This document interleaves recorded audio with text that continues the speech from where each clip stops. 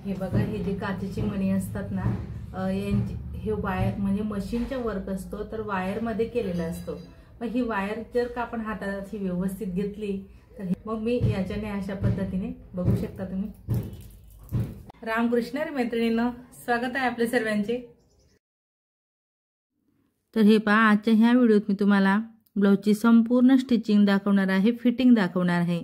जे फिटिंग करत असताना ब्लाउजच्या तुमच्या चुका होत असतील त्या तुम्ही आज इथे दुरुस्त करू शकणार। सर्वप्रथम तर बघा, माझे फ्रंट आणि बॅक स्टिचिंग झालेलं आहे, एकमेकांना मी अटॅच केलेलं आहे। त्यानंतर मी इथे शोल्डर चेक करून घेते। बघू शकता, मला जेवढं हवं तेवढं मी शोल्डर प्लस मार्जिन घेतलेली आहे आणि नॉर्मल असं तिथं शेप दिलेला आहे। त्यानंतर इथं मी स्लीव जोडण्याच्या आधी चारही पार्ट चेक केलेले आहेत आणि मगच मी इथं स्लीव लावायला घेतलेली आहे। तर ही जी डिझायनर बाही आहे याचा व्हिडिओ मी याआधीच अपलोड केलेला आहे, तुम्ही नसेल बघितला तर नक्कीच बघा। एकदम डिटेलमध्ये मी तुम्हाला ह्या बाहीचा कटिंग आणि स्टिचिंगचा व्हिडिओ तुमच्यासोबत शेअर केलेला आहे।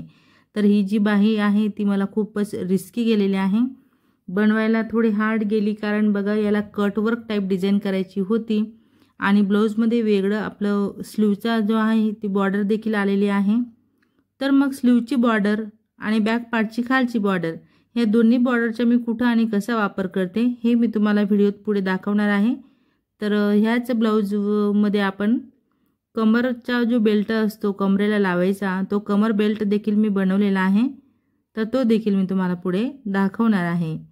आणि बॅक पार्टची उंची जास्त म्हणजे केवढी जास्त होती त्याचा फोटो मी तुम्हाला बाजूमध्ये देत चालते। तर तुम्ही बघू शकता, उंची आपल्याला कव्हर करायची असते व्यवस्थित असं बघत, आणि मग जी खालची बॉर्डर निघालेली आहे तीच आपण इथं अटॅच करणार आहेत नंतर। आता बघू शकता, स्लीवला मी सीधी एक टीप टाकून घेतली आणि नंतर दाबटीप दिलेली आहे। दाबटीप दिल्यानंतर आपण शिद्यावरून टीप टाकणार। नेहमी मी ब्लाउज जे आहेत ना ते अल्टरच्या फिनिशिंगचे करत असते। ओके, आता आपण उलट करत एक टीप टाकून घेणार आहेत एकदम फिनिशिंगमध्ये। तर अशा पद्धतीने जर का तुम्ही ब्लाऊजची फिटिंग करत असणार तर तुमचं देखील ब्लाऊज एकदम तंतोतंत फिटिंगला येणार आहे। आता बघायला गेले तर ह्या ब्लाऊजचं माप कमी आहे, 32चं माप असताना याला मी बोटनेकमध्ये शिवून घेतलेलं आहे आणि बोटनेकचे शोल्डर घेतल्यावर देखील मी मागे आणि पुढे दोन्ही गळे डीपमध्ये घेतलेले आहेत, बघू शकता। तरी देखील ब्लाऊज एकदम परफेक्ट आलेला आहे, नॉट लावण्याची गरज नाही आहे, फिटिंग देखील एकदम छान अशी झालेली आहे। तर ब्लाऊज अंगात घातल्यावर कसं दिसते तर बघा, कस्टमरचे तर आपण व्हिडिओ आणि फोटो घेऊ शकत नाही, पण हे ब्लाऊज मी माझ्या मुलीला ट्राय करायला दिलं आणि थोडे तिला लूज पण होत असेल तर मग पुढे पिन वगैरे लावत मी ॲडजस्ट करून घेते आणि ब्लाऊज कसं बसलेलं आहे घातल्यावर हे तुम्हाला मात्र दाखवायला देत असते। तर व्हिडिओच्या एंडिंगला मी तुम्हाला तो देखील व्हिडिओ लावलेला आहे। काचेची मणी असतात ना, हे वायर म्हणजे मशीनचा वर्क असतो, तर वायर मध्ये केलेला असतो। पण ही वायर जर का आपण हातात व्यवस्थित घेतली तर हे पहा, आता मला हे एवढं जे पार्ट आहे ते मार्जिन मध्ये येणार आहे। मग मी याच्याने अशा पद्धतीने बघू शकता तुम्ही, पूर्ण जे मणी आहेत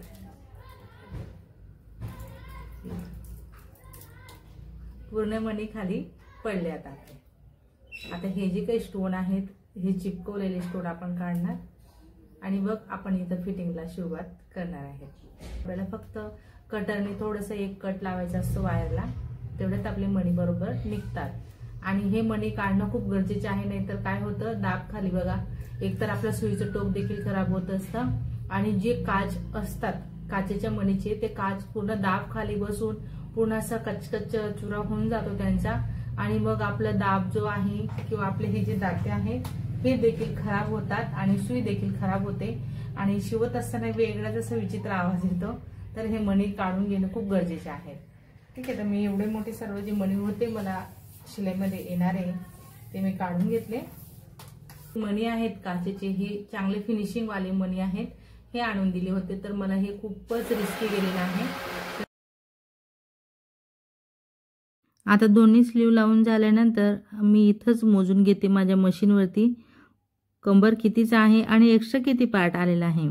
तर एक्स्ट्रा माझे जेवढं पण येत असतं 6 इंच किंवा 7 इंच त्याचे निम्मे करायचं, अजून निम्मे करत मग आपण इथं पॉईंट लावतो। परत इथे मी छातीचे चौथा मोजून घेतलेला आहे बरोबर।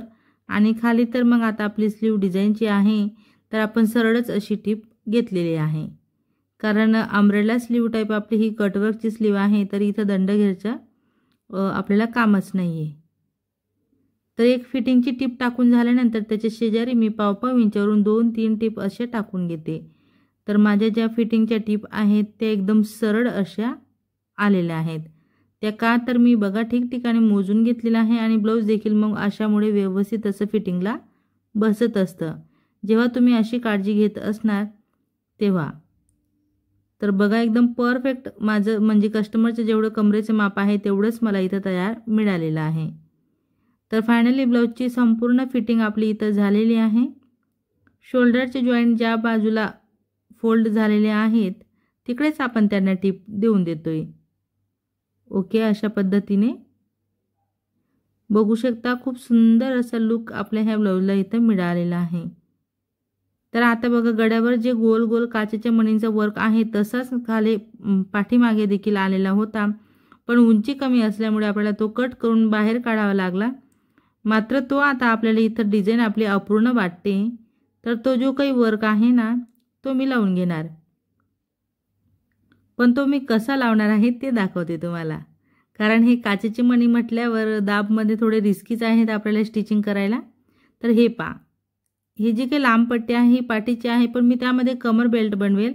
आणि आता मी तुम्हाला जे दाखवते हे स्लीवसाठी डिझाईन आली होती, ठीक आहे। तर हे 2 छोटे छोटे जे वर्क आहे तो दोन्ही स्लीवचा होता, तर आपण त्यामधून फक्त एकच स्लीवसाठी जो आहे तो वर्क आपण कट करणार आणि तोच आपण इथं मागे पाठीमागे लावून घेणार आहेत।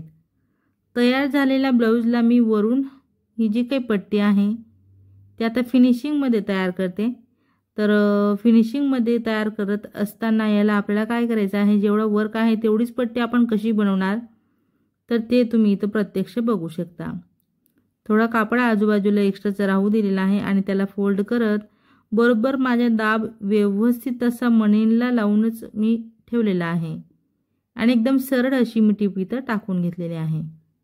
उलट बाजूवर बघा काचेचे मणी जे आहे मणींचा वर्क तो पूर्ण आतमध्ये आहे। आता आपण सेफ्टी पिनच्या मदतीने त्याला असं फोल्ड करणार आहेत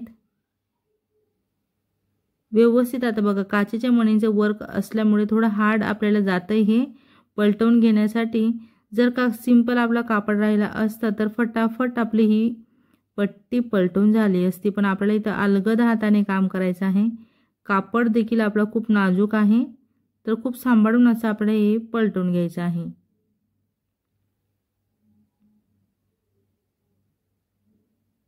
व्यवस्थित हळूहळू आपल्याला एका बाजूने बाहेर काढली का पट्टी, मग हळूहळू तिला पलटवायची असते, जशी की मी इथं पलटवून घेते।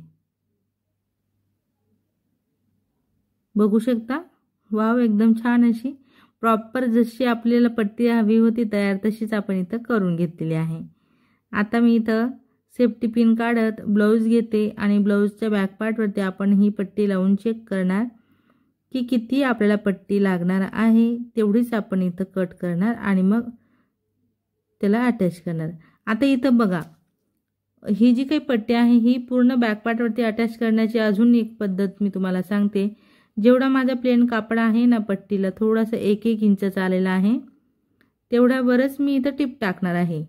बाकी मध्ये तर काचेची मणी आहेत आणि त्यांच्यावरून आपण जर का मशीन चालवायचा विचार केला तर मग संपूर्ण मणी जे आहे ते दाब खाली आल्याबरोबर फुटतात, तुटून जातात आणि सर्व काचेचा चुराचुरा होतो। तर मग अशा वेळेस आपल्याला काय करायचं असतं, फक्त आजूबाजूला प्लेन कापडावर आपण टिप टाकतोय आणि मात्र ही जी काही पट्टी आहे इथं मी नंतर हाताने शिलाई करणार आहे, म्हणजे हात शिलाई आपल्याला करून घ्यायची आहे। तर मी इथं पिना लावून तुम्हाला सेट करून दाखवते की आपली ही पट्टी आपण एकदम परफेक्ट अशा पद्धतीने अटॅच इथं केलेली आहे। बघू शकता किती सुंदर लुक आपल्या ब्लाऊजला मिळालेला आहे। आता फायनली आपण कमरेचा जो बेल्ट आहे तो इथं तयार करून घेणार।